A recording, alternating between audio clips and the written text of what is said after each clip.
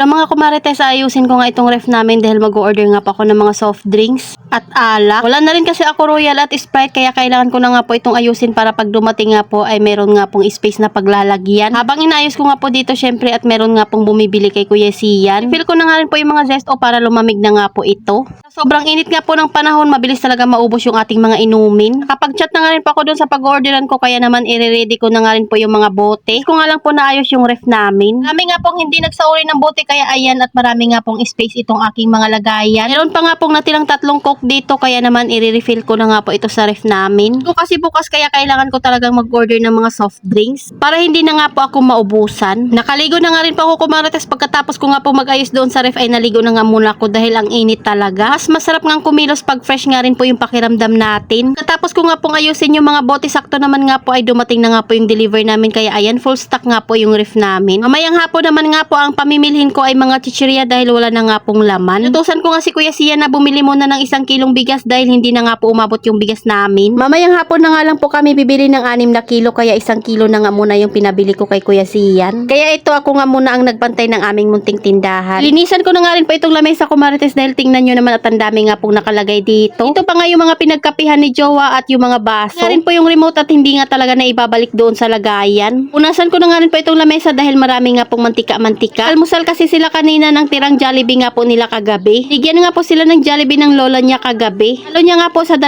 niyang apo. Lagi ko nga sinasabi sa inyo kumarites na naglalaan nga po ako ng 30 minutes sa paglilinis ng bahay. So, araw nga po iyon kaya naman hindi rin talaga ako natatambakan ng gawain. Pero yung labahin ko nga kumarites abay 1 linggo ko nga po hindi naasikaso iyon. Ano ba naman naging busy nga rin po ako ng buong 1 linggo. Kung nga po napansin na hindi ko pa pala nalilipat yung calendar namin dyan. 31 pa nga rin po yung nakalagay. Nga po yung kagandahan sa calendar na yan dahil pwede mo nga pong magamit iyan taon-taon. O diba mabilis lang naman maglinis ng lamesa kumarites. Ang next ko naman nga po nga asikasuhin ay yung kusina namin. Bago nga po yun ay mag-iinit na muna ako ng tubig dahil hindi pa nga po ako nagkakape. Damihan ko na nga rin po yung init ng tubig dahil pagka-uwi na nga ni Jowa ay magkakape pa nga rin po iyon. Kaya habang nagpapainit pa nga po ako ng tubig ay mag-aasikaso nga muna ako ng aming sasaingin. Punas na naman nga po ako dito sa aming kusina. Hingi na rin po ako ng bagong sponge kay Kuya Sian dahil hindi na nga rin po maganda yung sponge na ginagamit namin dito sa paghuhugas. Balik ko na nga muna sa lagayan itong yung mga hinugasan ni Kuya Tyler para mas maliwalas nga po at mas maluwag nga po itong aming kusina. Kung nahihirapan nga kayo kumarites sa inyong mga gawain ay subukan nyo nga lang maglaan kahit 30 minutes. Araw-araw mo nga gagawin iyon at nakasanayan mo na paniguradong hanap-hanapin nga iyon ng katawan mo. Kaya ako nga kumarites kahit wala nga pong video ay talaga naman yung katawan ko ay kusang kumikilo sa pagliligpit ng mga gamit namin dito. Dahil nakasanayan ko na nga rin po iyon or naging routine ko na talaga siya tuwing umaga. Nalin ko na nga muna sa termo yung ininit kong tubig. Unti lang naman yung hugasan ko marites dahil sabi ko nga sa inyo ay naghuhugas na nga po madalas si Tyler dito. Ako na nga pang maghuhugas nito bago nga po ako magsaing. Na nga rin po itong aming dishwashing liquid ko marites kaya nag-order na naman nga po ako. Order na nga rin po ako ng DIY dishwashing liquid sa online para kami nga po ay makagawa ulit. Matipid kasi iyon at matagal talagang maubos. Pula at mabango din naman siya. Ilalagay ko nga po sa planggana yung hinugas ng bigas dahil ididilig ko nga po ito sa halaman. Mas talaga ito magpataba nga po ng ating mga halaman. Saing nga lang po ako kumarites dahil meron pa nga po kaming bahaw na ulam. Katapos ko nga po dito sa kusina ay next ko nga pong lilinisan ay yung labas ng tindahan namin. Kaya yan binanlawan ko na nga muna yung aking mga hinugasan. Linggo na nga rin po ako nagbabalak na linisan nga po yung terrace namin para naman mas maganda nga pong tingnan. Kumukuha pa nga po ako ng lakas ng loob. Din kasi mga bote na nakalagay doon kumarites at hindi ko nga alam kung saan ko ilalagay iyon. Nakatapos na nga rin po ako sa kusina kumarites ayan at nakapagtimpla na nga rin po ako ng kape. Magwawalis nga lang po ako ng saglit dito at next ko naman nga pong lilinisan ay yung labas ng tindahan namin. Ayan at nakahiga nga po yung bunso namin kumarites. Dahil wala nga pong damit si Kuya Sian kaya ayan tinakpan ko nga muna ng sticker. Tignan nyo naman kung gaano nga po kaganda yung sikat ng araw ngayon. Hindi pa nga kayo nakakalinis ng inyong harap ng tindahan, tara at sabayan nyo na nga po ako. Mga halaman nga po dito sa taas ay bala ko na nga pong ibaba. Ako na nga lang po ilalagay para nga po makapaglinis ako doon sa taas. Sa terrace namin. O diba at nakapaglinis na naman nga po ako kumarites. Kunti lang naman yung walisin ko sa harap ng tindahan namin kumarites dahil hindi naman nga po malawak yung aming harapan. So ayun lang muna, salamat sa panonood. Follow for more. God bless us. At sana i-share nyo na nga rin po itong aking video.